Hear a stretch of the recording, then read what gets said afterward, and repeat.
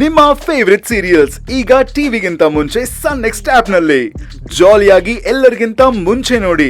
ಈಗಲೇ ಸನ್ next app download ಮಾಡಿ ಮತ್ತು ಸಬ್ಸ್ಕ್ರೈಬ್ ಮಾಡ್ಕೊಳ್ಳಿ. ಎಲ್ಲಿದ್ಯೋ ನೀನು? ಇನ್ನೂ ಪತ್ತೆನೇ ಇಲ್ಲ. ಇಲ್ಲ, ಆಶ್ರಮದ ಹತ್ರ ಇದ್ದೀನಿ ಪೂಜಾ. ಓಕೆ, ವೇದನಾಯ್ಕೆ ಅಮ್ಮ ಸಿಕ್ಕಿದ್ರಾ? ಅವರು ಧ್ಯಾನದಲ್ಲಿದ್ದಾರೆ. ಧ್ಯಾನಕ್ಕೆ ಕೂತಾಗ್ಲಿ 2 ದಿನ ಆಯ್ತಂತೆ. ಯಾವಾಗ ಎದ್ದೇಳ್ತಾರೋ ಗೊತ್ತಿಲ್ಲ. ಅಲ್ಲ ಕಣೋ, 2 ದಿನ 3 ದಿನ ಊಟ ತಿಂಡಿ ಎಲ್ಲ ಬಿಟ್ಟಿರ್ತಾರ.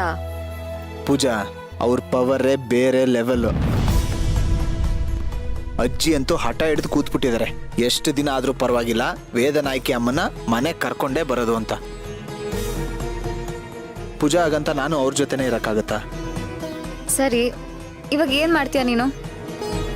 ನನ್ಗೋದೆ ಗೊತ್ತಾಗ್ತಿಲ್ಲ ಪೂಜಾ. ಅಜ್ಜಿ ಬಗ್ಗೆ ನಿಂಗೆ ಗೊತ್ತಲ್ವಾ? ಮೊದ್ಲೇ ಈ ಮನೇಲಿ ಏನೇನೋ ನಡೀತಾ ಇದೆ ಅಶ್ವಿನ್.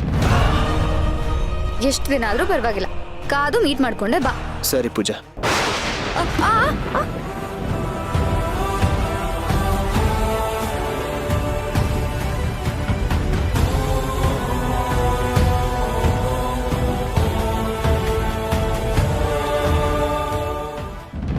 ಅವತ್ತಿಂದ ಆ ಹೆಂಗ್ಸನ್ನ ನಾನು ಹುಡುಕ್ತಾನೆ ಇದ್ದೀನಿ, ಆದ್ರೆ ನಂಗೆ ಸಿಕ್ಕೇ ಇಲ್ಲ. ಅವ್ರಿಗೆಂತ ಶಕ್ತಿ ಇದೆ ಗೊತ್ತಾ? ಅಬ್ಬಾ, ಅಯ್ಯೋ ಗೂಬೆ, ಆ ಮಾಟಗಾತಿ ನಾನೇ ಕಣೆ. ನನ್ನನ್ನು ಬಿಟ್ರೆ ಇಂಥ ಶಕ್ತಿ ಯಾರಿಗಿರಕ್ ಸಾಧ್ಯ ಹೇಳೋ? ಯಾರು ಅಂತ ಮಹಾನ್ ಮಾಟಗಾತಿ? ಯಾರೋ ಏನೋ ಗೊತ್ತಿಲ್ಲ, ಆದ್ರೆ ಅವಳಿಗೆ ಸೇವಂತಿ ಮೇಲೆ ಸೇಡಿದೆ ಅನ್ನೋದು ಮಾತ್ರ ನಂಗೆ ಗೊತ್ತು. ಈಗೇನಾದ್ರೂ ಆ ಮಾಟಗಾತಿ ಇದ್ದಿದ್ರೆ ಈ ಮನೆಯವರೆಲ್ಲರನ್ನೂ ಬುಗ್ರಿ ತರ ಆಡಿಸ್ಬಿಡ್ತಿದ್ಲು.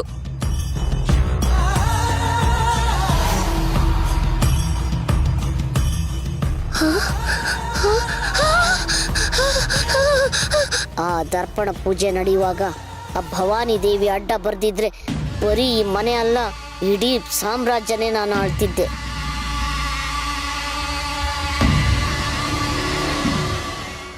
ಪೂಜಾ, ಏನಾಯ್ತು ಪೂಜಾ? ಅಶ್ವಿನ್, ಮಾಯಮ್ಮನ ರೂಮಲ್ಲಿ ಮಂಡಲ ಎಲ್ಲ ಬರ್ದಿದ್ದಾರೆ. ದೀಪ ಎಲ್ಲ ಹಚ್ಚಿದೆ ಕಣೋ. ಏನೋ ಒಂಥರ ವಿಚಿತ್ರವಾಗಿದೆ ಕಣೋ. ಹೌದಾ?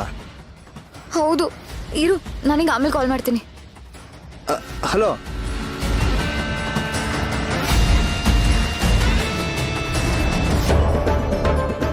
ಮಾಯಮ್ಮನ ರೂಮಲ್ಲಿ ಈ ಥರ ಮಂಡಲ ಎಲ್ಲ ಯಾಕೆ ಬರ್ದಿದ್ದಾರೆ? ದೀಪ ಎಲ್ಲ ಯಾಕೆ ಹಚ್ಚಿದ್ದಾರೆ? ಈ ನಿಂಬೆ ಹಣ್ಣು ಇದೆಲ್ಲ ನೋಡಿದ್ರೆ ವಿಚಿತ್ರ ಅನ್ನಿಸ್ತಿದೆಯಲ್ಲ.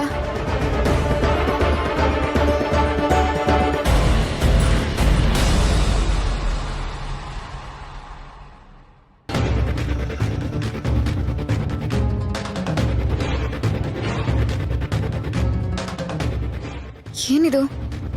ಕುಂಕುಮದ ನೀರಾ? ಅಡಿಗೆ ಹೇಗಾಗಿದೆಯೋ ಗೊತ್ತಿಲ್ಲ, ರುಚಿ ನೋಡ್ತೀನಿ ಅಂದ್ರೆ ನನ್ನ ಹೆಂಡತಿ ಬಿಡ್ಲಿಲ್ಲ. ಅರ್ಜುನ್ ಸರ್, ಸ್ವಲ್ಪ ಸುಮ್ಮನೆ ಇರ್ತೀರಾ? ಆಹಾ, ಅಮೃತ ತರ ಇದೆ. ಎಷ್ಟು ರುಚಿಯಾಗಿದೆ. ಹೌದು, ತುಂಬಾ ರುಚಿಯಾಗಿದೆ. ಅರ್ಜುನ್ ಸರ್, ನಾನ್ ಹೇಳಿಲ್ವಾ ದೇವ್ರಿಗೋಸ್ಕರ ಮಾಡಿರೋ ಪ್ರಸಾದ ಯಾವತ್ತೂ ಹಾಳಾಗಲ್ಲ, ತುಂಬಾ ರುಚಿಯಾಗಿರುತ್ತೆ ಅಂತ? ಅಂದ್ರೆ ಮನೇಲೆಲ್ಲ ನೀನು ಪ್ರಸಾದ ಮಾಡಿದಾಗ ಯಾವತ್ತು ರುಚಿನೇ ನೋಡಿಲ್ವಾ? ಅಯ್ಯೋ ಇಲ್ಲಪ್ಪ. ಸೂಪರ್ ಅಲ್ವಾ? ಎಷ್ಟೋ ಸಲ ರುಚಿ ನೋಡ್ ಮಾಡಿದ್ರು ವ್ಯತ್ಯಾಸ ಆಗೋಗಿರುತ್ತೆ. ಅದ ಹಾಗೆ ಸರ್.